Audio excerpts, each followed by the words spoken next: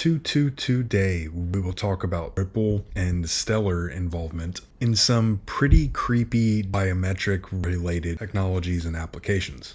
And it started when the pharma company Logistics called out how they are creating an XRP Treasury and using the XRPL in transactions. And it also pretty conveniently lined up with Trump's desire to improve the US healthcare and drug industries. But even more interestingly, there are some pretty interesting connections into the PayPal Mafia and tokenizing DNA. And it's not the first time it's happened when it comes to a few of the prominent people within the PayPal Mafia.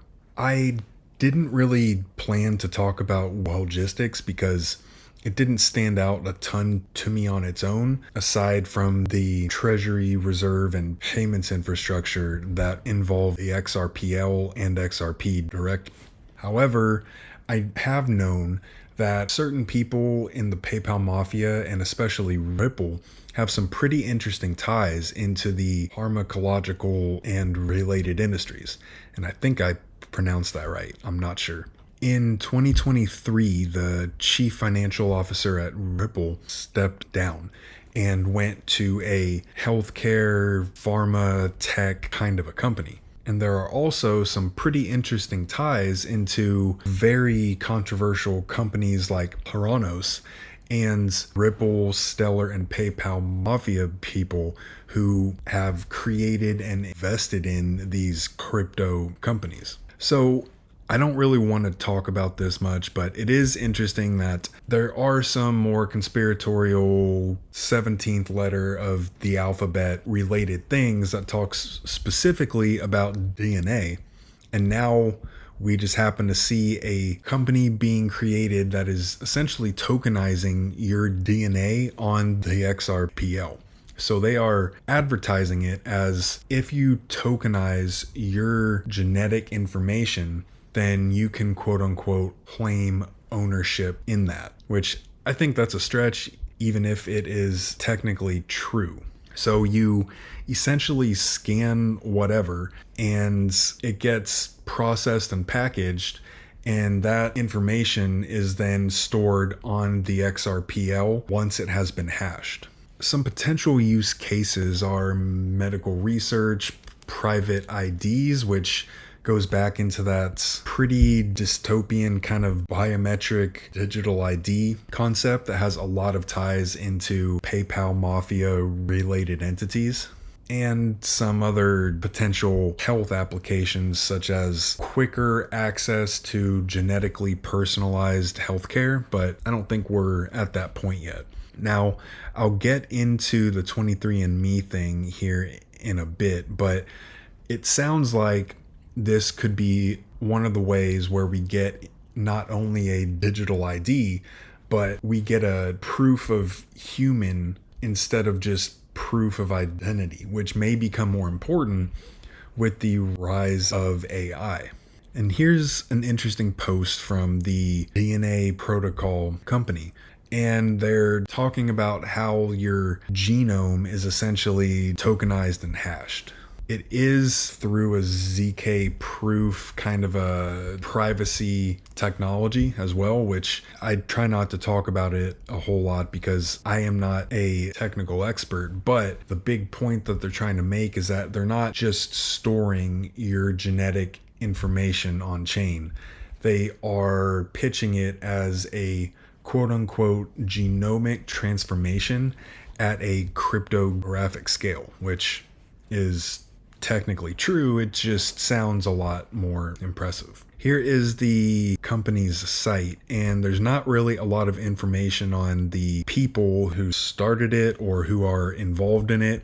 It just explains the process and explains what they are currently working on. So I don't really want to talk about that because that's not really what I'm trying to talk about. I think that there are some really interesting connections into not just the PayPal Mafia, but how those connections have ended up in the White House right now, specifically with our VP Vance. I'll start with this. So 10x Capital is an investment company that has a lot of ties into PayPal Mafia related stuff. So you've got Mobile Coin, Ripple, Palantir, Circle, and then you've got 23andMe all of the way back in 2018, which is a really interesting example into the people within Ripple and the PayPal Mafia, specifically because of their ties into things like Sequoia, which I actually talked about them in a recent video as an investment firm that has a lot of PayPal Mafia ties of its own and is related to the Wyoming stablecoin that is involving Layer 0 and possibly Stellar still. So here we get into really concentrating more on trying to connect this into the PayPal Mafia and then even into the White House itself.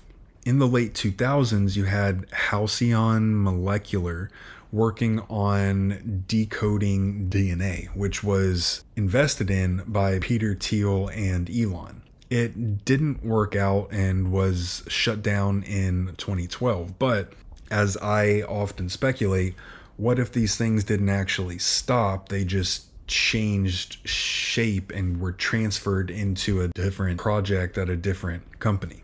Then you have the Astera Institute, which has a lot of ties into Jed McCaleb, who was a co-founder not only at Ripple, but at Stellar.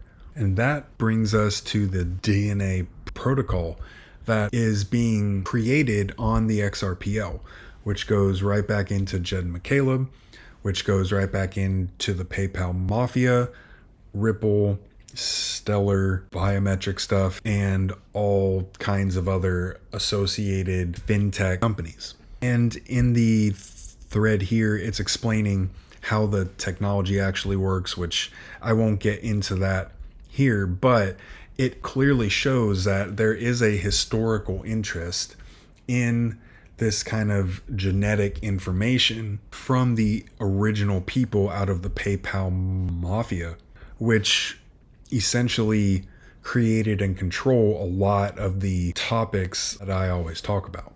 I did find the connections into the current White House extremely interesting, which make a lot more sense, especially because you have David Sachs involved as well. So Vivek Ramaswamy has a lot of pharmacological, I really don't think I'm pronouncing it right, connections in his past, which go right back into Peter Thiel. And I believe I talked about this Dmitry Argyropoulos, which I didn't pronounce that correct either, in the Sequoia, Layer 0, Stellar, and Wyoming stablecoin stuff, but I don't remember off the top of my head and I don't have it up. So it is just another example about how you have these pharma and fintech connected people heavily involved with Stellar and especially with Ripple.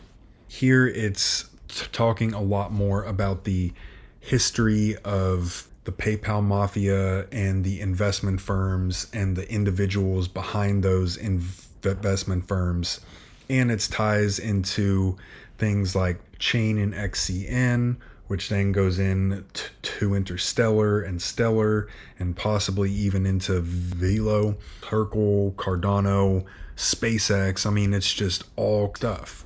And it really just proves the point once again that these people are put in these positions and they move around and move farther up because they're all controlled by extremely powerful entities. And now we get into the surprisingly curious story of Vance, who is our current VP and also has ties into Peter Thiel and the PayPal Mafia.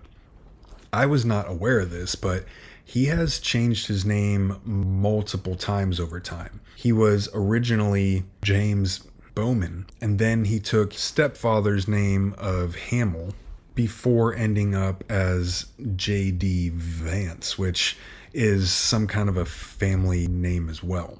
But that's kind of conspicuous, And it might in part be because he has ties into Peter Thiel under one of his surnames when he was at American Enterprise Inc., which was a PR firm that was largely backed by people out of the pharma industry.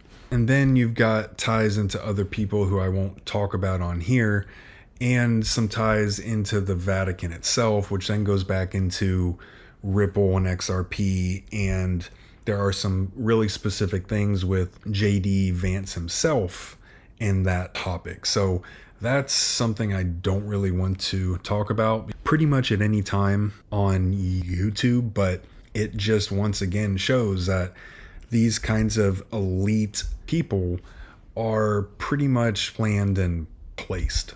And to kind of round it all out, I ended up stumbling onto this topic and trying to make all of these connections with the treasury company trend that is currently popping up with XRP.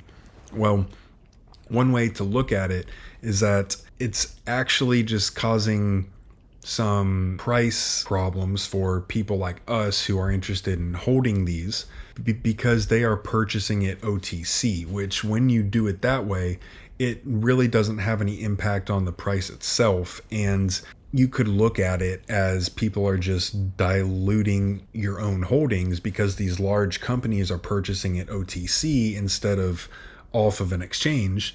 So these huge treasuries aren't really impacting price. And that has some interesting connections with the SEC case and the implications there involving institutional selling, because it seems like some ex-customers have decided to create a treasury to purchase XRP OTC, which doesn't really hit the exchange for XRP, so it's not really impacting the price. So it's all just kind of a really interesting interconnected topic that I think we'll continue to see more on, especially as it involves the PayPal Mafia, Ripple, and Stellar, and how those people are really involved in creating a new financial infrastructure that, especially with the rise of AI, could require biometric digital ID.